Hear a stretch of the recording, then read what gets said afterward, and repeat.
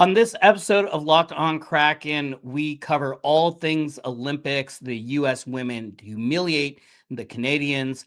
We got Kraken players in Team Finland being upset by Slovakia, and we look at more Kraken players on Teams Germany and Denmark coming up next.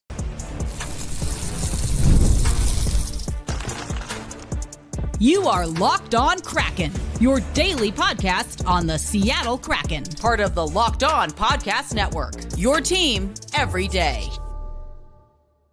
Hello, I'm Zane Begg alongside Glenn Dreyfus, and we are with Davy Jones Locker Room. Welcome to Locked On Kraken, part of the Locked On Podcast Network, now the #1 sports podcast network. And today's episode is brought to you by FanDuel. The winter games are on, and there's no better way to follow them than with a bet on FanDuel. FanDuel, play your game. Glenn, let's get to the headliner. The USA women played the Canadian women in the Olympics, one of the greatest rivalries in sport. So first, I want to set the stage and explain to our listeners why this is such a big deal and why this is such a big rivalry, and why people say, when they say it's one of the best rivalries in all sports, why they're not exaggerating or bloviating. Well, it starts with the fact that in women's hockey, the U.S. and Canada are so far ahead of the rest of the world, the other teams that are catching up, but they're not there yet, that these teams have met in the gold medal game in the Olympics all but once in the last 28 years. I think Sweden in 2006 snuck in there. Other than that, it's been all Canada versus U.S. Also, unlike men's hockey, this was the one and only stage for women's hockey to really have the world's attention and even the hockey world's attention. So it has meant so much in North America to these players and people who follow women's hockey. It's a big, big deal, and it is fought as fiercely as any rivalry in any sport you can think of. In the Olympics specifically, Canada has won 7 out of the last 10. 6 of the 7 last gold medal games have been USA-Canada. Canada winning 4 of those 6, with the exception of 2006 in Sweden, as you mentioned. They always meet for the gold medal. It is a foregone conclusion, barring anything incredibly weird happening. But with the Canadian dominance in the Olympics, you would think that Canada and US, they're going at it, and Canada is maybe winning more than they're losing, or they're winning close games. That has not been the case recently. The USA and Canada played a rivalry series, and it was a disaster for Canada. USA outscored Canada 24-7 in those games. The Canadian team said, "Hey, it's a selection process. We're just using this to figure out who is going to play in the Olympics. It's not a big deal. It's not a big deal that we gave up 10 goals in a game." So that sets the stage. Now, let's talk about yesterday's game and what happened there. Well, Zane, it was a lot like the rivalry series. The U.S. won in a whitewash 5-0. I thought Kevin McGran of the Toronto Star summed it up real well. He said the Americans were more aggressive. The Canadians looked overwhelmed. And the Seattle Torrent had a big part in that victory. The USA team moved Hannah Bilka to the Abby Murphy-Taylor Heisey line, and that was a first for the Canadian game. Prediction: that line may stay together for a while because Bilka scored 2 goals and Murphy had 3 points. Consider the U.S. dominance in the Olympics so far. Through 4 games, they have outscored their opponents 20-1. And this is now, including the rivalry series, the U.S. has beaten Canada 7 consecutive times. And one other Seattle Torrent note, the woman who's both the captain of the Torrent and the captain of Team USA, Hillary Knight, was credited with an assist on the first USA goal, which means she is now tied for the most career points in U.S. Olympic women's hockey, 32 points. And an interesting little side note about that assist, she wasn't given that assist until 90 minutes after the goal was scored. They went back, saw that she had touched the puck, and so she got an assist. There's a photo that shows Knight where she so often is, right by the lip of the goal crease. Torrent fans know that well. And in the photo also is her teammate and Torrent teammate, Alex Carpenter. The puck's in the net. So the Kraken get 2 goals from Hannah Bilka. This is Bilka scoring her second goal, a real snipe into the top corner, then celebrating. This is what photographers tell me they really like in photos, both the thrill of victory and the agony of defeat. The Team Canada goalie in the background saying, "Did you get the number of that truck?" And then Bilka celebrating with her Team USA teammates. So the USA, I don't know if they'll get to play Canada again in the gold medal game, because Canada may just pack up and leave after that game. I mean, Canada was held to 10 shots on goal through 2 periods. Yeah, when it was 4-0, USA was out shooting Canada 21-8.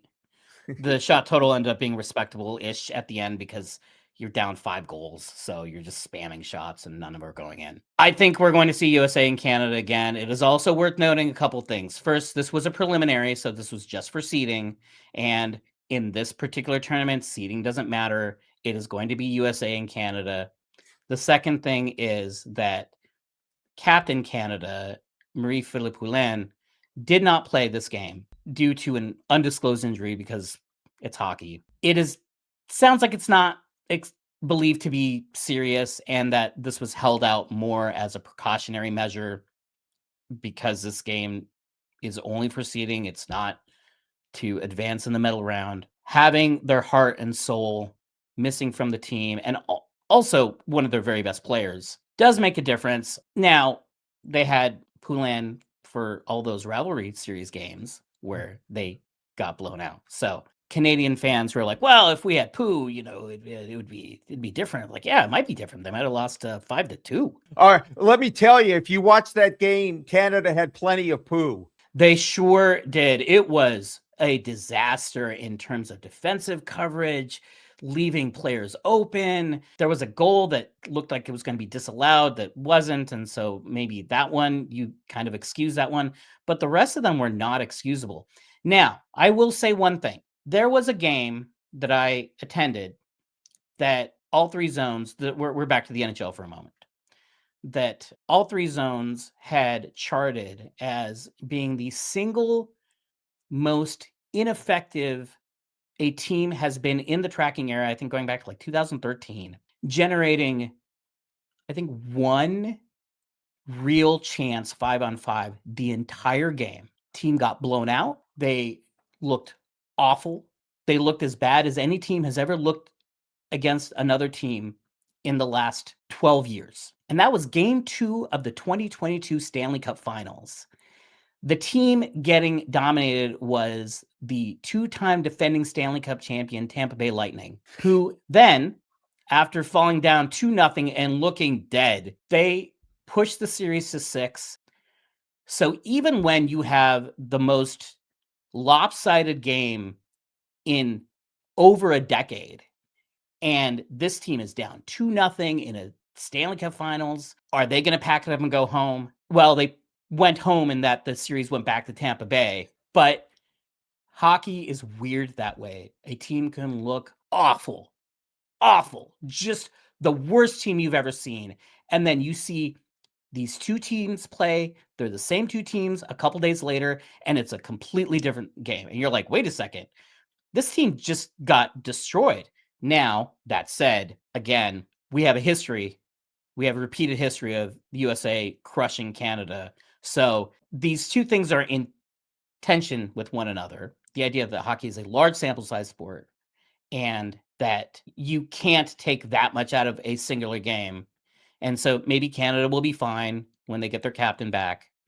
And then also the repeated worrying trend that this older Canadian team just doesn't seem to have the juice against a younger, seems like hungrier, and frankly, a better team. I was looking at the gold medal odds at our betting partner, FanDuel, and they estimate, according to the betting markets, that USA will win the gold medal about 80% of the time and Canada about 20, which sounds about right.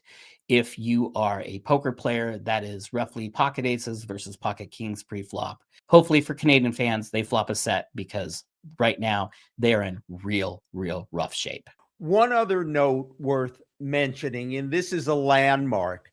Laila Edwards scored the 5th Team USA goal. She's the first Black woman to play in the Olympics for Team USA. And did you know there were 3 Black players on the ice in the game? Because Sarah Nurse and Sophie Jakes are Black players for Team Canada. So this is a landmark that is undoubtedly more important even than the score of the games. And good on you, Team USA and Team Canada. And I hope we see more of that in the future. Ryan Clark of ESPN wrote a great article about Laila Edwards. We'll link to it in the description. It was a beautiful long form piece. One of my favorite pieces of sports writing I've read in quite a while. In fact, I was so excited. I texted him, which I don't usually do when I read somebody. And I said, Ryan, this was one of my favorite pieces I've read in a very long time. And he did appreciate that. So I want to share that with you. Really is exemplary sports writing. And Ryan is an exemplary sports writer. Coming up next, we have more Olympic hockey to talk about. This time, the tournament shifting to the men and our favorite Kraken in the Olympics. We've already seen 2 of them play. Maybe not to the result we would hope, but we'll talk about that coming up next. The Winter Games are officially here, and if you're anything like us, you're locking in for events you only get to see on the biggest stage every 4 years. And that's why following the Winter Games on FanDuel just makes sense. From medal counts to individual events to finding your angle on the sports you care about most, FanDuel gives you more ways to stay connected to the action. We got hockey games that feel real different right from the opening face-off. FanDuel keeps the entire Olympic experience engaging from start to finish. The Winter Games are on, and there's no better way to follow them than with FanDuel. FanDuel, play your game. Glenn, we have 4 Kraken playing in the Olympics, 2 for Team Finland, 1 for Germany, and 1 for Denmark. Let's talk about Team Finland, where Eeli Tolvanen and Kakko have been selected to the Finnish Olympic team. They ended up playing this morning against Slovakia, and unfortunately, they were upset 4-1. So let's take a look at the team overall, and then we can talk about what happened in the Slovakia game. Looking at the team, this is according to Kyle Cushman of The Score, who got the ice time for this morning's game against Slovakia. And you look at this roster, and it's a pretty good roster. Like there's a lot of talent here. I think the defensive pairing, the top pairing with Heiskanen and Lindell is awesome. It is also a pairing in Dallas, so they have plenty of time together. And it is Miro Heiskanen is maybe my favorite defenseman to watch in the NHL. They have a ton of forward depth. You got Eeli Tolvanen on the 4th line. He's on the power play. Kakko on the 3rd line, being smart, supportive defensive wingers. And then you let your Mikko Rantanen and your Roope Hintz and your Sebastian Aho drive the offense on the top lines. Looking at this, Finland has always kind of been the third team or fourth team. They're hanging around. They're a medal threat. I also think that unlike Team Canada, which is just an all-star team, Team Finland's composition is, I think, a little bit more suited to an overall team dynamic. Their MO is to slow the game down, make it low event hockey, rely on good goaltending, and score timely goals on special teams. Does this sound familiar to you at all, Glenn? I have no idea who you're talking about. Yeah. However, they played Slovakia today, and it was not very good. Finland getting caved in. Slovakia, they were starting an AHL goaltender, and Finland was not able to score. The only goal did come from Eeli Tolvanen. So you get that consolation prize that, hey, it's a disappointment, but they can recover. Everyone has bad games sometimes. I think overall Finland is still very talented. I think they have a very good roster. And overall, I anticipate them rebounding and looking much better throughout this tournament. Your thoughts? Well, Finland did outshoot Slovakia 40-25, so maybe they just got goalied today. And Tolvanen can certainly say, hey, don't look at me. You know, he had 10:51 of ice time and managed to get off 5 shots. He was a shooting machine for Finland, and he ended up +1. You know, your team loses 4-1, you're a +1, and you get off 5 shots in less than 11 minutes of ice time. Tolvanen's had a good game. And by the way, Kakko, he was a 0. He was even in terms of his plus minus. He skated what to me was a surprising 15 minutes and 14 seconds, got off 2 shots on goal.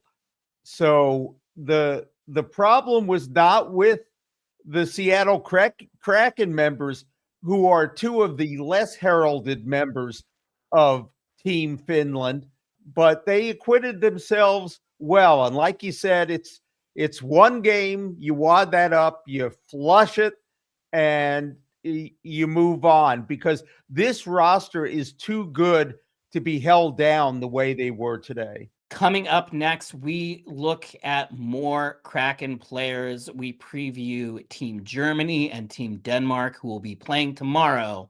Coming up next on Locked On Kraken. New year, new systems. This is the time when a lot of us look at the messier parts of how we run our business and think there has got to be a better way. And there is. Streamlining your communications is one of the quickest upgrades you can make, and that's why today's episode is brought to you by Quo, spelled Q-U-O, the smarter way to run your business communications. Because when your team is reachable, organized, and communicating in one place, you're not just working cleaner, you're creating more opportunities to connect with customers. Your whole team can call and text from one shared business number, so nothing gets missed. It's no surprise that Quo is the #1 rated business phone system on G2, trusted by more than 90,000 businesses, from solo operators to growing teams. Make this the year where no opportunity and no customer slips away. Try Quo for free. Plus, get $20 off your first 6 months when you go to quo.com/lockedonnhl. That's QUO.com/lockedonnhl. Quo, no missed calls, no missed customers. Thank you for making Locked On Kraken part of your daily listening routine. And thank you for making Locked On the #1 sports podcast network. And if you haven't already, please go check out our new Everydayer Club. This gives you access to an ad-free audio feed for Locked On Kraken wherever you get your podcasts. And you also get an invite to the members-only Locked On Everydayer Club Discord server, which includes a group chat just for listeners of this show. Go to lockedonpodcast.com/everydayer or tap the link in the show notes to learn more. A roster that is less good, but will feature more prominently a Kraken player is Team Denmark. They have Oscar Fiskel Molgaard. They don't have a lot of NHL talent. Nikolai Ehlers, who I've really coveted. I was on the Nick Ehlers conspiracy train that they need to rescue him from Winnipeg and get him to Seattle. But they have Nick Ehlers. They have Oliver Bjorkstrand, former Kraken and beloved player, Lars Eller, and Oscar Fiskel Molgaard of the Kraken, mostly of the Coachella Valley Firebirds. But he is going to play a significant role. He is going to be one of their main centers. Denmark, they don't have a lot of NHL players. I don't think they're going to be a threat in this tournament, but they do have a lot of international experience together, and that really does matter a lot. The chemistry can overcome some of the talent deficiencies. I think Denmark will probably be harder to beat than people anticipate. I think they're going to be a tough out. But overall, if you want a lot of Oliver Bjorkstrand and you want a lot of Oscar Fischer Molgaard, Team Denmark, you're going to get a lot of those two players. The World Championships back in May, and admittedly the rosters are quite a bit different, but we should keep in mind that in that tournament, Denmark upset Canada in that tournament. So you sleep on a team, like they say in football, any given Sunday.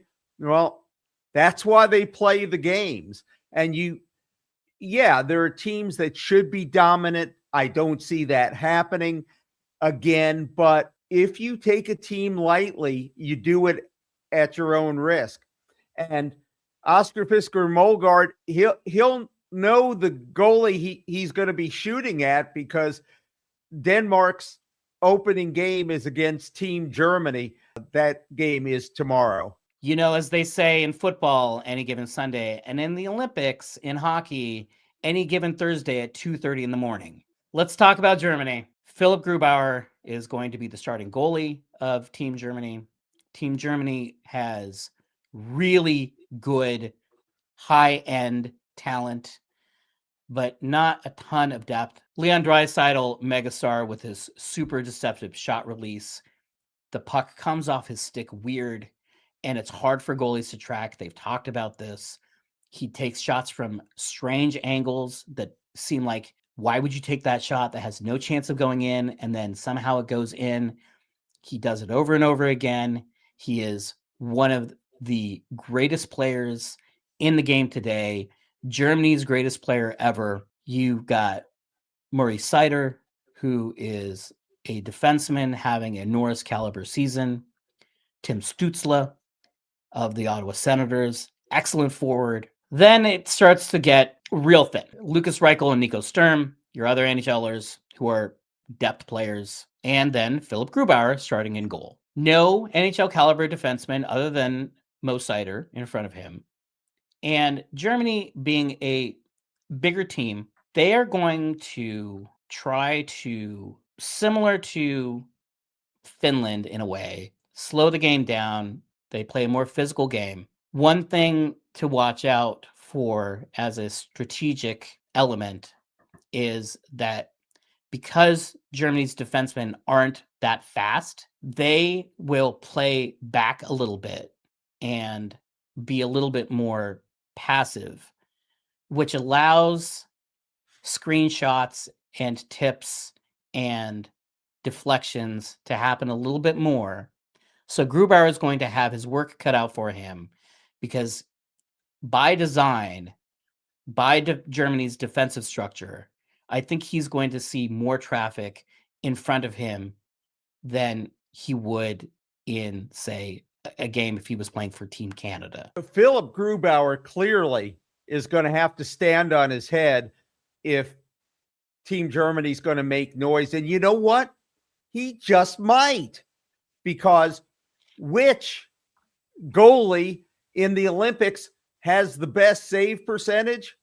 Philipp Grubauer, .916. He's actually third in the NHL in save percentage. So if he can keep that up, different game, playing all-star teams in the US and Canada, of course, but Team Germany just has to be thrilled beyond belief that they've got a Philipp Grubauer who is playing his best hockey in years. Oh, and by the way, I grabbed from the World Championships a screen grab to show Philipp Grubauer in his Team Germany kit or fit, as I guess the kids like to say.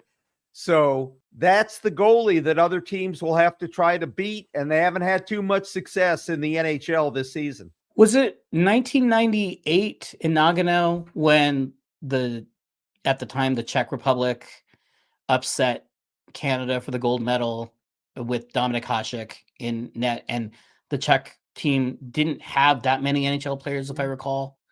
Yeah, that's right. So it's happened before. I've thought about this comparison before, and then I think, oh, I'm comparing Philipp Grubauer to prime Dominik Hasek, so maybe let's pump the brakes a little bit. But also, Team Canada's goalie, Jordan Binnington, he's no Patrick Waugh, so everyone's taking a downgrade somewhere.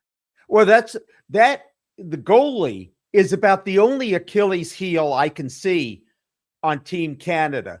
That roster is ridiculous, and no other team in this tournament, not the Finns, not even the US, can match up. When you have Sidney Crosby as your third line center, your team is pretty darn good. You know, I was going to make the point that when you have a superstar like Sidney Crosby as your third line center, or Jack Hughes as your fourth line center, that maybe that's not what you need, because you need these players to play specific roles, and they're used to being the number one option on the offense, and they have difficulty adjusting sometimes when they have to take a step back.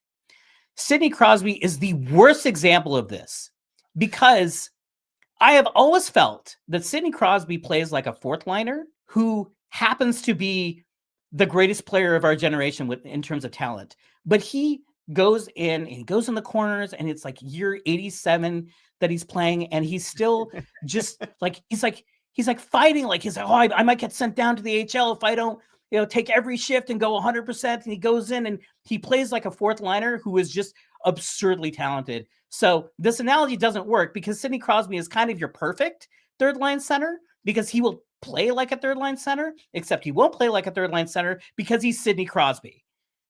Well, your broader point is spot on, Zane, because the teams that are going to do well in this tournament that are loaded with NHL players are the teams that have the "we are the world" philosophy. In other words, check your ego with the door.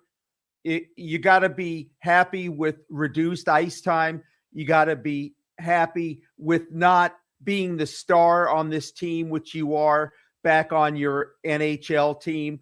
You have to play a role, and the teams that understand that best may go furthest. One thing to note is that because Detroit misses the playoffs every year, Mo Seider has had the chance to play in Worlds every year. And so the entire defensive core of Germany has a lot of experience playing together, including with Seider. So there's maybe some component there as well, as they try to be greater than the sum of their parts. Thank you for tuning in to Locked On Kraken. Make sure you subscribe and follow us so you get all the latest episodes. And if you never miss an episode, the Everydayer Club is built for you. Get Locked On Kraken ad-free, plus members-only Discord access, and more. You can find us at all social media platforms at Davy Jones LR or at DavyJonesLockerRoom.com, where we do print coverage of the Seattle Kraken. For those of you on video, we send you over to the first ever 24/7 National Locked On Podcast Network YouTube channel. On audio, make sure this is one of your 2 daily listens. For Davy Jones Locker Room and Locked On Kraken, I'm Zane Begg. And I'm Glenn Dreyfus. And we'll see you tomorrow.